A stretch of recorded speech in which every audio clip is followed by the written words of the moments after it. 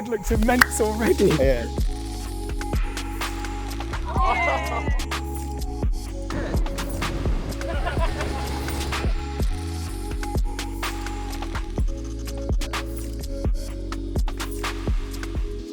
What's up guys, Ross Edgley here, rocked on down to the Talisker Whiskey Atlantic Challenge.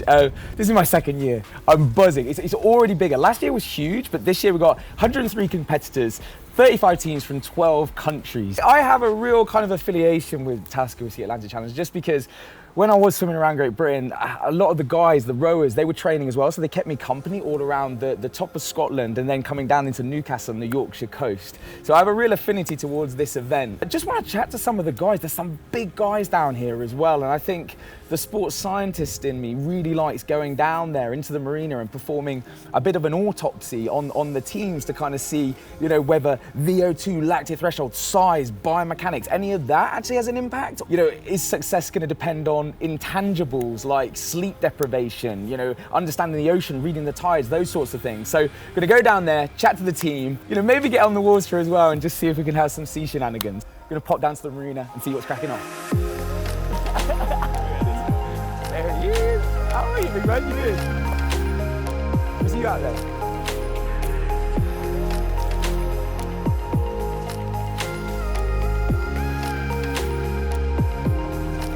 Hey, how are you? Your beard looks immense already. Yeah, it's going to be good. The hair doesn't grow on top though, unfortunately, so How are you doing, guys? I'm Ross.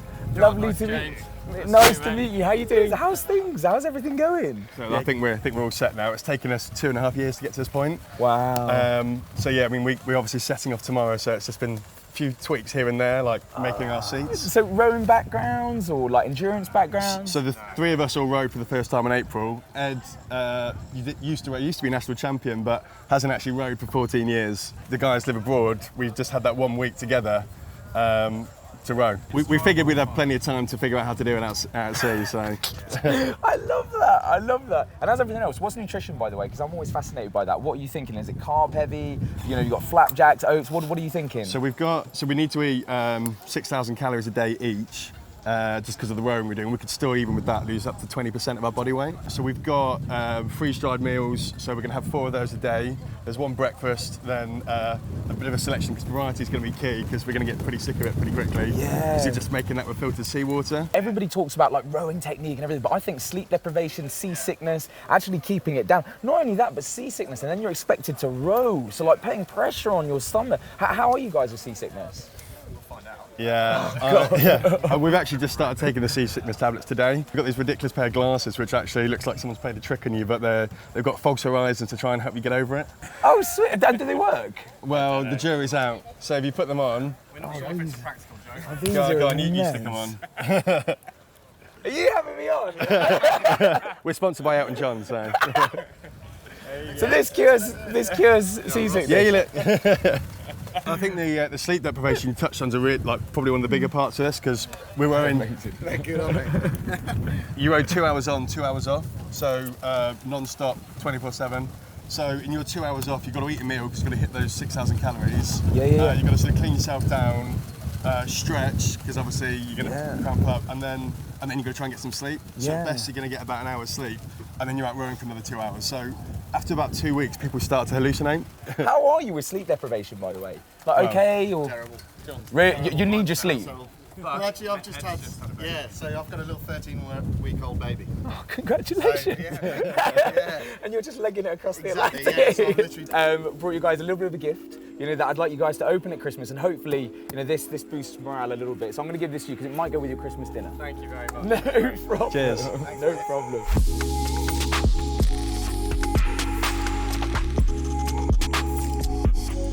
Okay, so this is interesting. So I was chatting to Ewan and he was saying some of the guys have only started rowing since April. So that's a few months. But looking at them now, I'm no expert, but this looks poetic.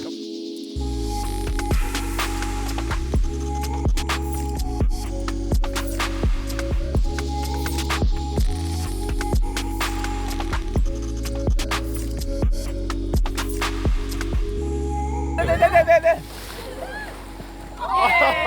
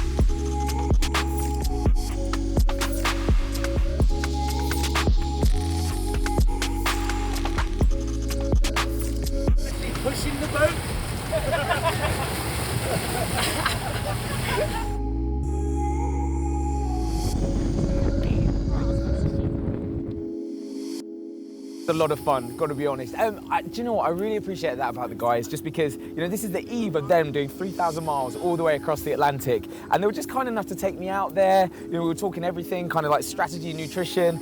Even had a little bit of a race. I'm not sure I did too well, but I just really appreciate that. And I think that's the thing about the Talisker Whiskey Atlantic Challenge, that I always say it's this really weird mix of camaraderie and competition. So ultimately it is a race, and ultimately everyone's competitors, but equally, everyone's just kind of helping each other out. So that was really nice, and I'm just so grateful that they took me out on the water. So that was really cool.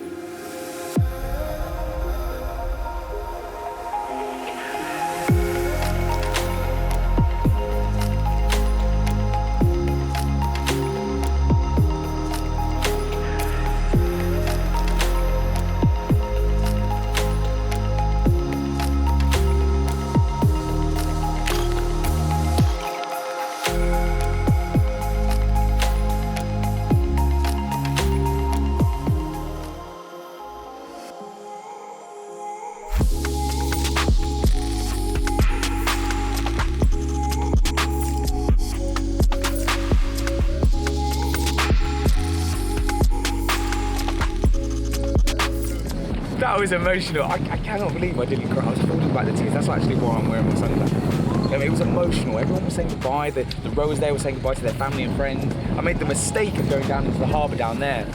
People were hugging. There was babies being kissed. I had to leave. I was about to cry. So I was sat here, got the best seat in the house, and I'd just seen everyone off, and just knowing now that's it. You know, for all of the festivities that you've seen right now, that's just 3,000 miles, just completely on their own. And I'm just gonna be glued to the tracker right now, like right through till Christmas and beyond. But that was emotional. It's, like I said, this is very unique. The camaraderie and competition of this event, you won't quite find that anywhere else. Amazing.